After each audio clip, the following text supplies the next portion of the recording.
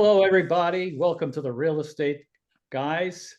This is going to be a really interesting episode, so stick with us. I'm Alan Jacobson from Florida with Trip Dunman from Kansas City, Missouri, and Sean Johnston from Billings, Montana. And today we're going to talk about post August 17th, because that was what let's call D-Day for the National Association of Realtors settlement and all the different changes in the MLS and how buyers and sellers and realtors conduct business. So, Sean, do you want to start? I hear I'm you have some happy to. stories. Well, let's talk about real quickly just the couple of issues or the couple of major changes that have occurred. We've already talked about it in previous videos, but basically the major change that was made is a desire for a bifurcation in how compensation will be paid. That buyer's agents would compensate their buyer agent, or excuse me, buyers would compensate their buyer agent, and sellers would compensate their listing agent directly. Uh, as a result of that, the changes in the MLS have been that there is no longer a field that shows an offering of compensation from a seller to a buyer's agent. And the result of that is it really becomes a negotiation as part of the buy sell with offers that are being made. And so in some cases, we're seeing those conversations being had prior to making an offer, or even in some cases, I've had people call and have that conversation prior to even showing a property. But mostly since Saturday, since the 17th, uh, we've had people just showing properties, calling with questions prior to making an offer, and then providing an offer. What, if anything, Trip or Alan, have you seen in your markets with regard to those couple of items? Yeah, so a couple of things here with me specifically that I've experienced. One was a backup offer. The offer itself, the original offer, was submitted over a week ago prior to the national August 17th deadline. And in our market, we implemented August 14th. So it was prior to the 14th. And then subsequent to going under contract with a different party, that this party wanted to write a backup offer, but submitted the backup offer after August 14th.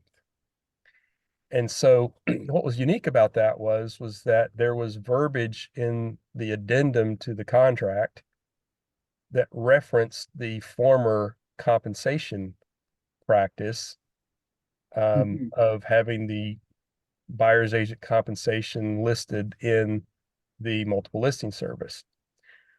And in that particular case, I not only talked to my broker about it, but also stressed to the other buyer's agent that we need to avoid any references to previous contracts, and even though it was an addendum to this contract, but also make the you know compensation available basically in the offer, and put that in the offer as to what that specifically was. So the seller had the right to review that and determine if they wanted to pay that or not. In this case, the seller was okay with that. But it was kind of an interesting interpretation of how do we handle the gray area where it kind of traversed the line or the date. So in that case, they ended up removing the wording referencing the old contract and doing it, in my mind, appropriately, to just reference what they were asking for specifically from the seller. And the seller that way got to review it, got to sign off on it. I got to verbally also talk to them about it just so they were clear on it. So that was one case. My second case, was received an offer last night from an agent. So this is post August 17th. And in the negotiations, the buyer's agent did ask me what was important to the seller and called and very professionally spoke to me about it. Never one time did compensation even come up in the conversation. So when I received the offer last night from the buyer's agent, no mention had been made of it, but in the new contract, there was a request for his compensation be paid by the seller specifically in the contract. And I had previously spoken to my seller about the possibility of that occurring. So the seller was, amply prepared mentally that that was a possibility and a strong possibility. And so when I presented the offer with that particular term and the other terms, the seller was totally fine with it. They signed off on the contract just as if nothing had ever changed. And in this particular contract, the seller's adult daughter, also who's very thorough and diligent on reviewing contracts, she too asked me about it. She brought that back up, and I explained, yes, and that's that's what I explained to your father, and he's fine with that. And she brought it up, I'm sure, to him offline, as well. So it got double review. But in essence, neither one of those situations were problematic. And granted, we're going to have thousands and thousands of more of these data points, but the early days of it to me has been more of how do we interpret things, how do we communicate them properly to make sure we're complying with the new rules, and we're also doing the best for our clients in all at the same time. So there will be a little bit of misinterpretation by various parties as we go forward, but I think over a very quick amount of time, that's going to be clarified and rectified very easily. And just in a matter of months, I think there will be some pretty standard protocols that are compliant, that people kind of adhere to once they kind of, what are the things we should be doing and shouldn't be doing. And so that's been my experience so far. That's great. And I think that you had the good fortune of working with a buyer's agent who seems to be well educated. Mm-hmm. And I don't know if they had this store. It's a New York-based store from years ago, and there was a gentleman named Cy Sims, and I don't know if Sims department stores ever reached Kansas City or Billings, Montana, but he used to do these commercials, and he used to say, "An educated consumer is our best customer." And that was one of the most brilliant slogans I've ever seen. And he's so right. So, as long as we as agents, you out there as consumers, are educated about all these changes and how to deal with everything and understand that everything is negotiable, it's going to make it a hell of a lot easier for all of us. 100%. Well, I've had a couple of experiences as well, pre and post, and very much the same outcome that that Tripp has had. Almost 3 weeks. We're closing on Thursday, so it's been almost a month ago. We began implementing the rule changes in advance of everybody in our market, and as a result of that, we got a bit of pushback from the rest of the market, with agents upset with us because of how we were approaching things that today are just going to, from here on forward, are going to be normal everyday ways of doing business, right? And so, but even in that, we put our very first home that we didn't have an offer of compensation in the MLS under contract within 3 or 4 days. The seller negotiated the outcome of that. The buyer's agent was compensated. The seller got the offer or the purchase price that they were comfortable with, and everybody was perfectly fine, and we're closing on it on Thursday. I just submitted an offer this morning as a representing a buyer, which is not something I do a lot of. I'm primarily a listing agent, and we worked through it. And The seller did not make any offer of compensation, nor when we reached out to their agent, did that agent have any sort of a number pre-stipulated. And so we have not won or lost yet. We're actually in a multiple offer scenario, so this will be interesting. But we were able to sit down with our buyer and talk through this process, which is very refreshing to just sit and say, here's what all the parameters are. We made a better than full price offer on the property. We made, I think, a better than typical request for buyer agent compensation. And our buyer was fully willing to, they were actually willing, in our case, to cover the entire compensation. However, obviously they would like to not have to pay all of that compensation. And so they asked for something in the middle. And so we'll see how that plays out. But the conversation was open and honest and transparent, which is exactly what DOJ and the NAR settlement is asking for. And I think that's the key. The buyer made an offer based on good information and the facts surrounding this specific offer for this specific property.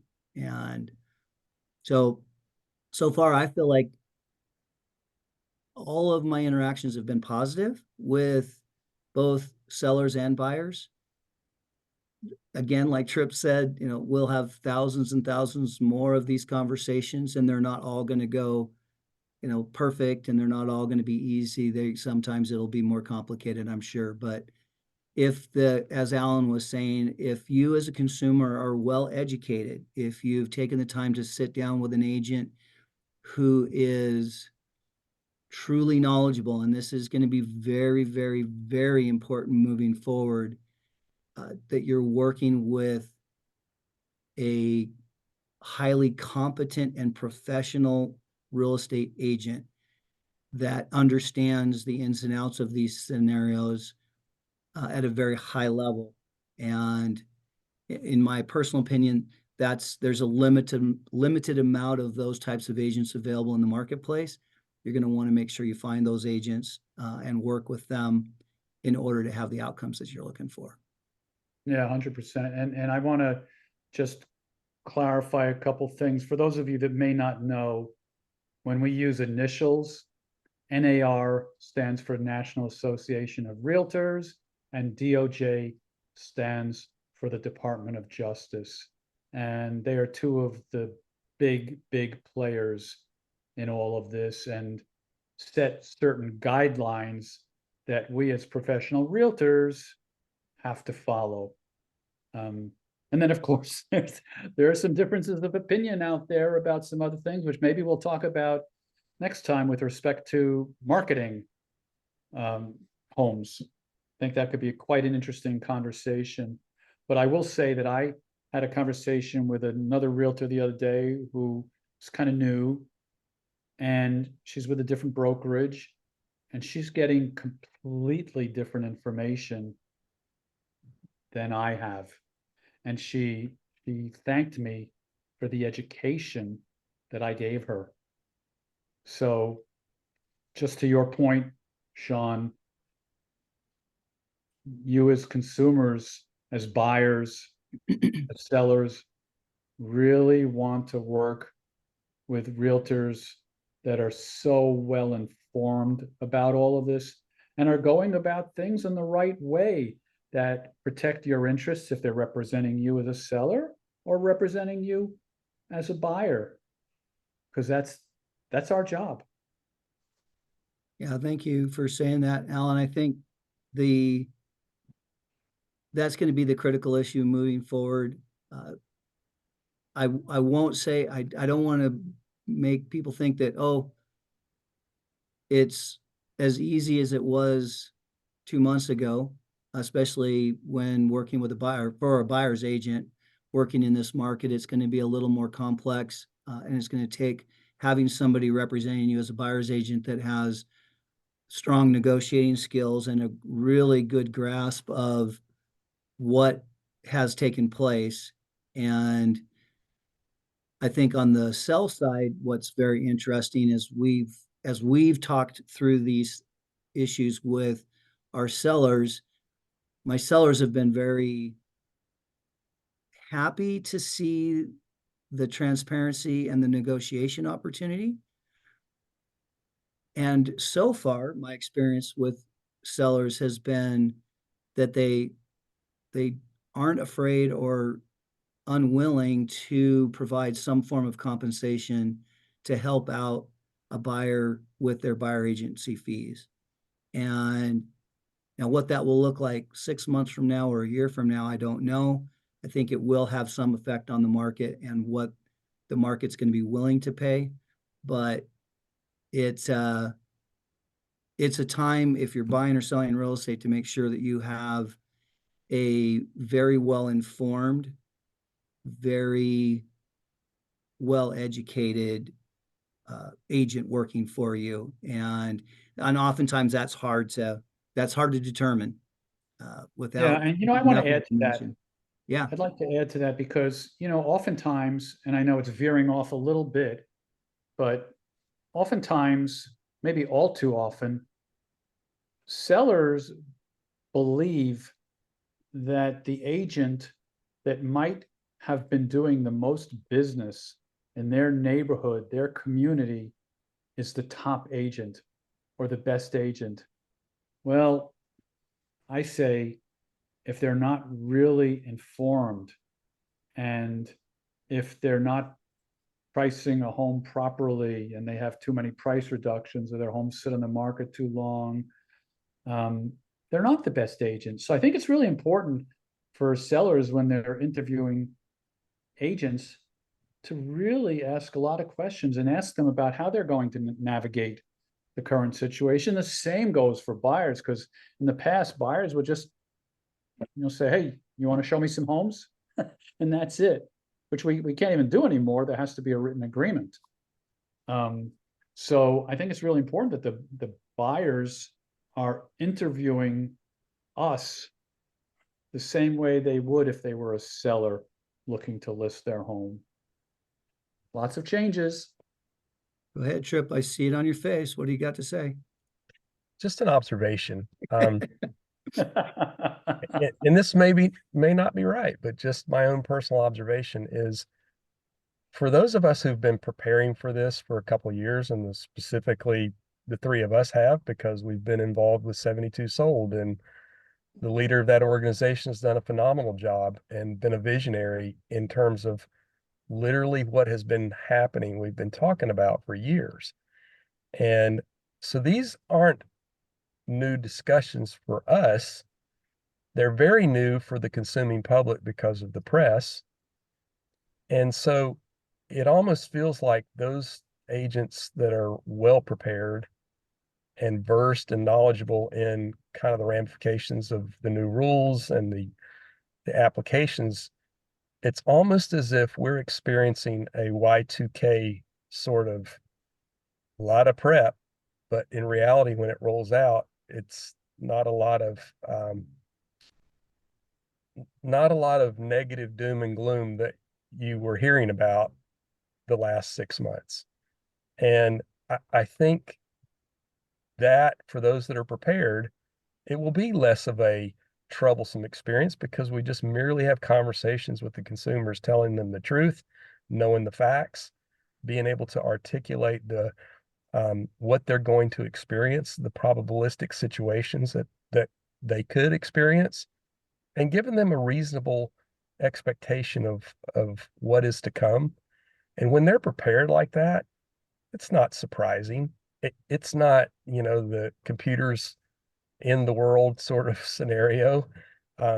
Now, flip side is my speculation is, and I don't know this for a fact, but those that aren't prepared, it will be a Y2K experience of, kind of dramatic effect, because if they're misinformed, that can be really critical to what happens in terms of buying or selling a home, and could amount to a lot of dollars.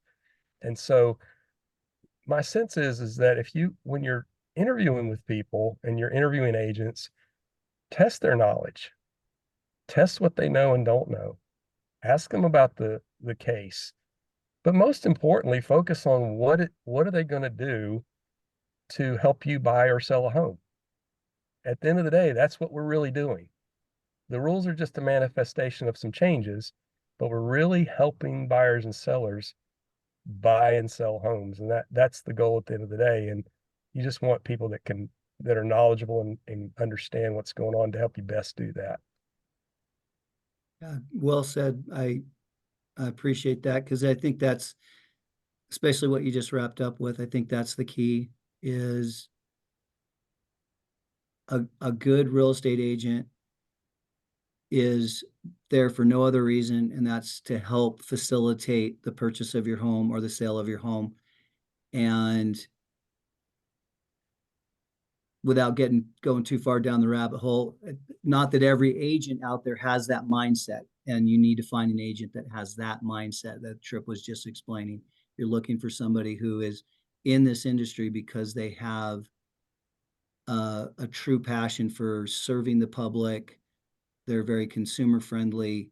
They're trying to accomplish what's in the best interest of their individual client, whether it's negotiating the best deal for you as a buyer or negotiating the best deal for you as a seller. And so very, very well stated, Tripp. I'd Go like to ahead, throw Tom. out an analogy. You have a doctor and you need surgery. Excuse me. And the doctor has been practicing his craft for 30 years. Those doctors, those surgeons are continually evolving. They're continually learning. Because if they're not up with the latest methods. They may use treatments that are antiquated. They may not be doing the fastest, easiest job for you that someone who's more up on the latest methodology would do.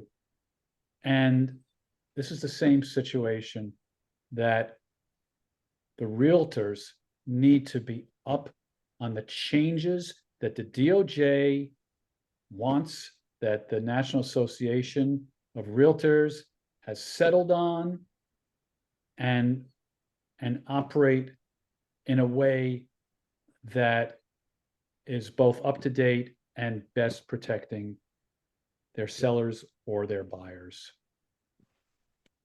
Well stated. Well, we're up against our time frame here, guys, and so we're going to wrap this up. I hope this was valuable to you as either a buyer or a seller, or even to you as an agent. If you're an agent watching this, and if you have questions, want to find out about an organization that you can be affiliated with that is not only up to date on this stuff, but has been in front of this for several years, long before the settlement ever came out, don't hesitate to reach out to us on that as well. Again, as always, please like, subscribe, share, comment below if you have questions. I know the last video we did on the new rules got a few comments on it, and they were interesting. Love to hear anybody's comments on today's conversation as well. And as always, if you need help in any of our individual markets, whether you're in Florida, Kansas, or Montana, don't hesitate to reach out and talk to any one of us and let us know how we can best help you. Otherwise, for the real estate guys, we're signing out, and hopefully we'll look forward to seeing you next week back here at the same time, same channel.